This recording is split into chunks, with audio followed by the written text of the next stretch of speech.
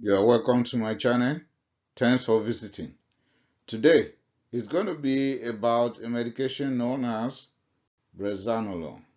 This is useful for the treatment of postpartum depression.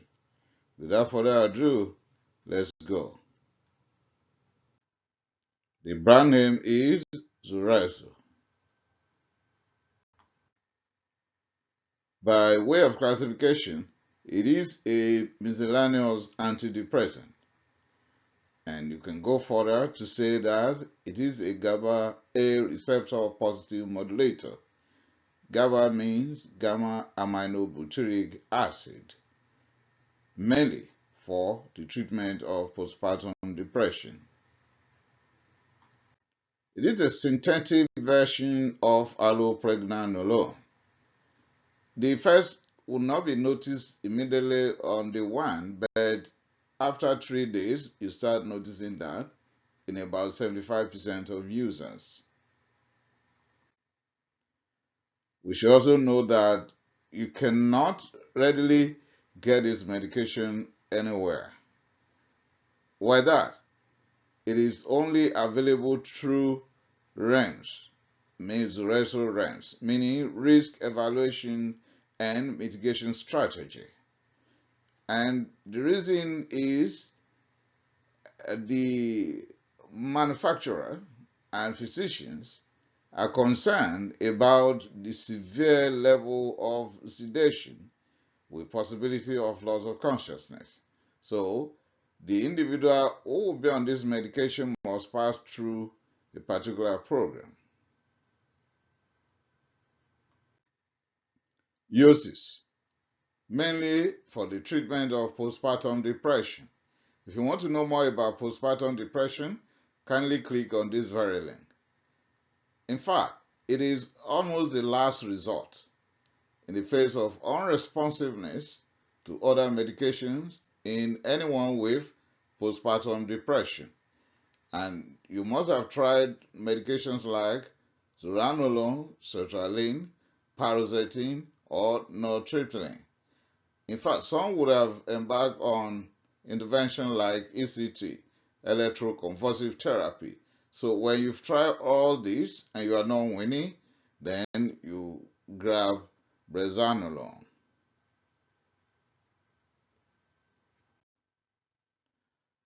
It appears in form of solution for intravenous use only. And you can have the strength of ZULRESSO 100 milligram in 20 ml vial. It's pretty expensive.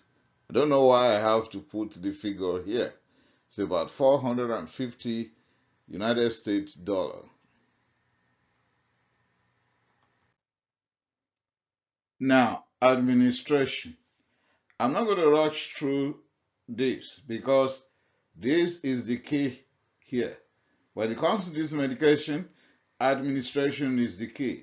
If not, our intention to help the woman with postpartum depression will lead to her death. So it should be given intravenously only and not by push. Intravenous continuous infusion. And it is the only medication that could be administered while any woman is on this. In other words, you cannot set another line at any other parts of the body while this medication is on. And it should be given slowly for hours. We'll get there in a bit. 60 hours. We'll get there in a bit. Specific infusion set is required. You can see them. So, not just any infusion set could be used. Still on administration, it's going to take a stepwise version to administer this medication, but discuss with your pharmacist, psychiatrist, family physician, or general practitioner. Stop the infusion, please, when the patient is drowsy or already sleeping. there must be a nurse on ground. You can't set this up, at your clinic, turn your back and be attending to other patients, within the same clinic. No, a nurse must be on ground. We will start monitoring a lot of things. Vital signs, pulse oximetry must be on with alarm. And we have to be checking the vital signs, the blood pressure, respiratory rate, heart rate, temperature, frequently. Be ready to spend 60 hours. So the plan must be thoroughly made between the physician, the staff, and the patient. Still on administration, let's go through certain no's. I mean, some things that cannot happen while administering this medication. No alcohol close to the time of administration, either before or immediately after administration. No alcohol. No antidepressant, no other ones. Remember, this is the last resort. You must have tried all those ones before now. No more infusion. If oxygen saturation is low, then we stop. No other medication that could depress the central nervous system like benzodiazepine will be welcome at the same time. The infusion is completed, right?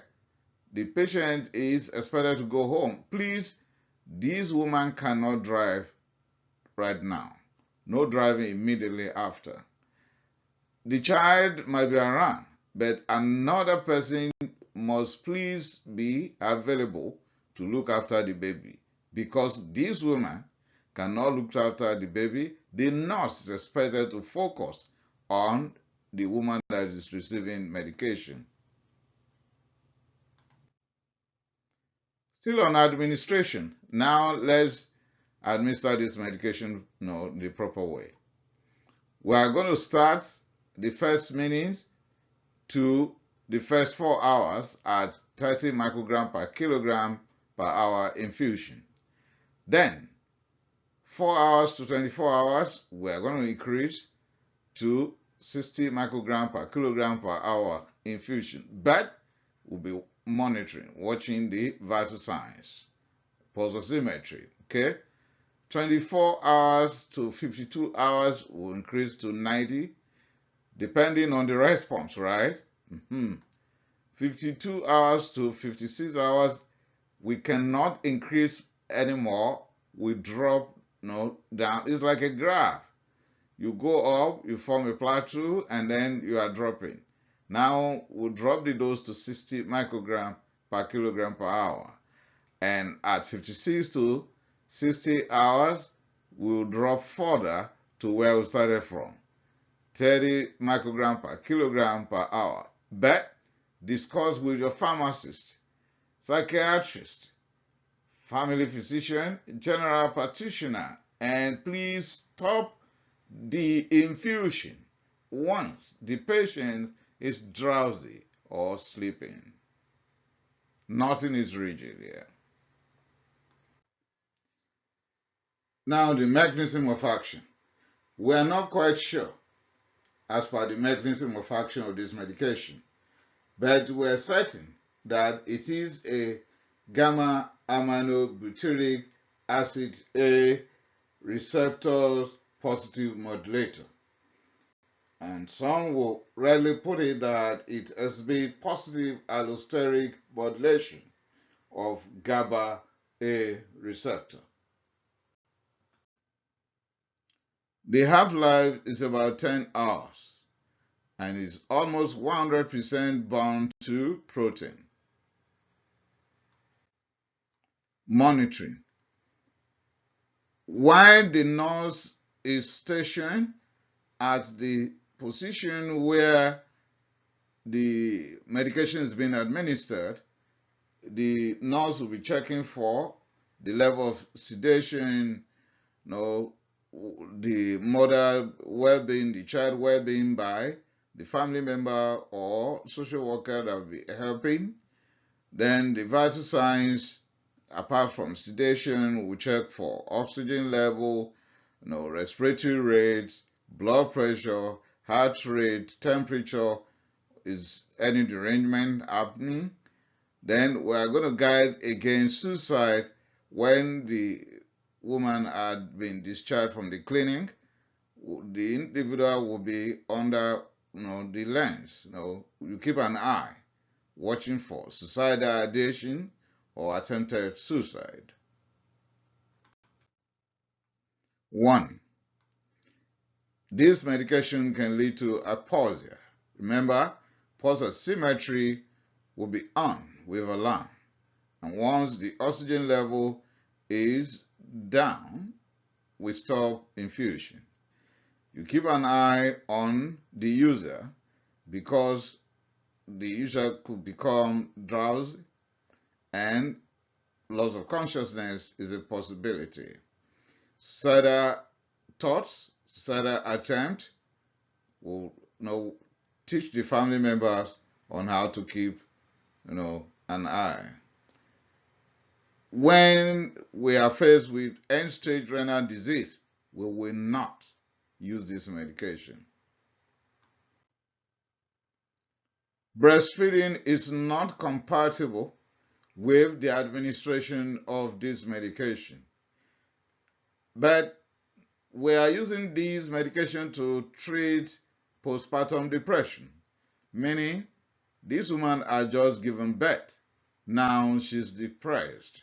So what are we going to do with the woman who's expected to be breastfeeding? Okay, there's a way out. Express the breast milk.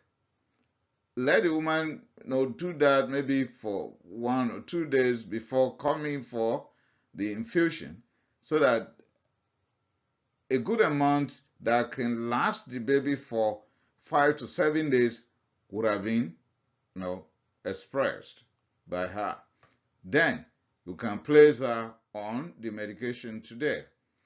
The reason is that if the woman is breastfeeding and you place her on this medication today, the drowsiness, the sedation and everything won't even let her breastfeed. That's 1. 2, the medication could be present in breast milk. Then another factor is we don't expect a woman that's pregnant to take this medication. It is meant for postpartum. So we don't expect a pregnant woman to take it. So it is not for a pregnant woman. And we have to even rule out pregnancy before the start of this medication.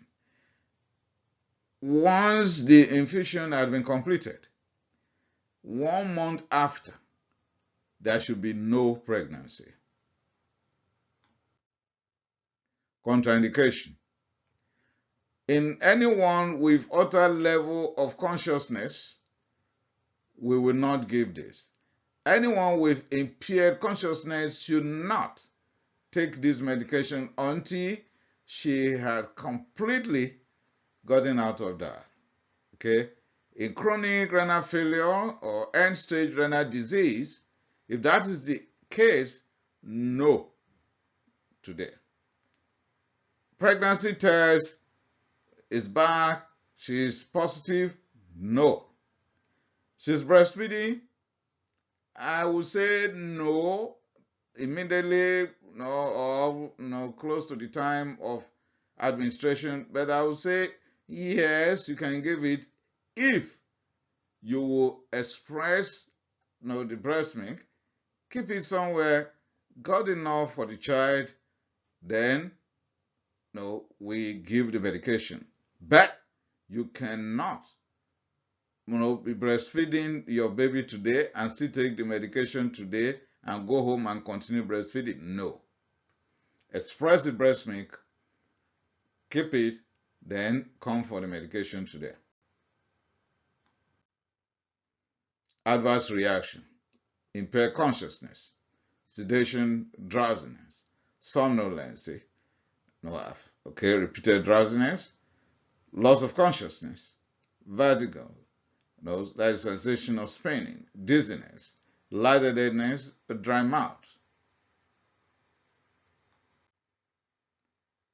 Presyncope, diarrhea, dyspepsia, tachycardia, irregular heartbeats, mouth and throat pain, abdominal discomfort, abdominal pain or abdominal upset, and of course flushing.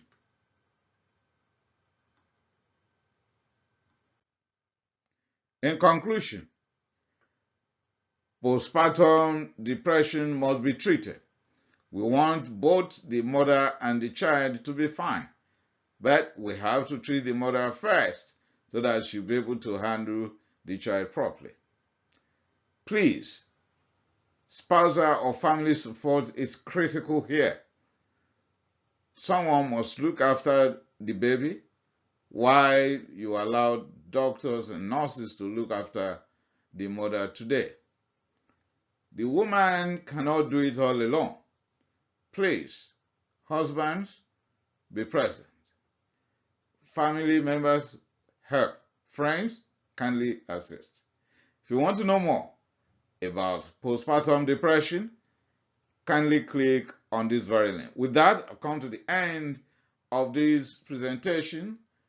Brexanolone, under the brand name ZULRESSO, is a good medication, helpful when we've tried all other antidepressants or even electroconvulsive therapy, yet the mother is still not having the postpartum depression. Then we'll grab this. It's expensive, yes, but it's helpful. Let's administer it appropriately so that we don't lose the mother while trying to help her. Thanks for listening. Remember to share this. Remember to subscribe to my channel. I appreciate it.